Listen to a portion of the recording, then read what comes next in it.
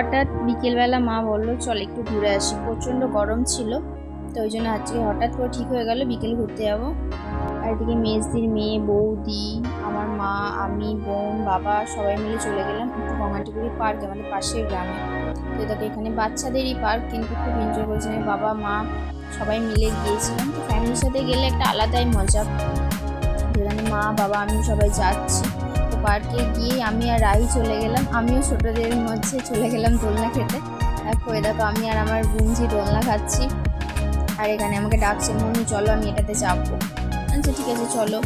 তো এটাতে ওকে চাপালাম, ও এত সাহস, ও একা একাই উঠবে, আর আমি তো ভয় পাচ্ছিলাম যে যদি পড়ে যায় তো দিদি আমায় বকবে, ওই যে আমি ধরছি, আমাকে বলছে ধরো না আমাকে। তারপর আমাকে বললো আমি চলো একটু ঘোড়ায় চাপবো, মায়ের সাথেও দোলনায় চেপে যাচ্ছে, মা বললো আমিও চাপবো দোলনায়, দোলনাটা ফাঁকা ছিল, তো মা একটু দোলনা খেয়ে নিল।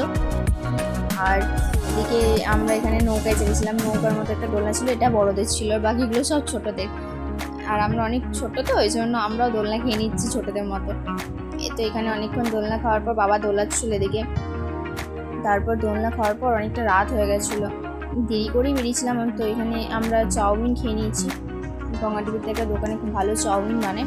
আর এখানে আমার গুঞ্জিত তো ওর ঝাল লেগেই থাকে, জলের নাম করলে মানে ওকে সঙ্গে সঙ্গে জল খেতে হবে। তো এত অ্যাক্টিং করতে পারে, এই যে জল খাচ্ছে, ও কিন্তু অতটাও ঝাল লাগেনি। তো এখানে ওকে বাড়িতে দিয়ে দিলাম। তো চলো বাই বাই সবাই।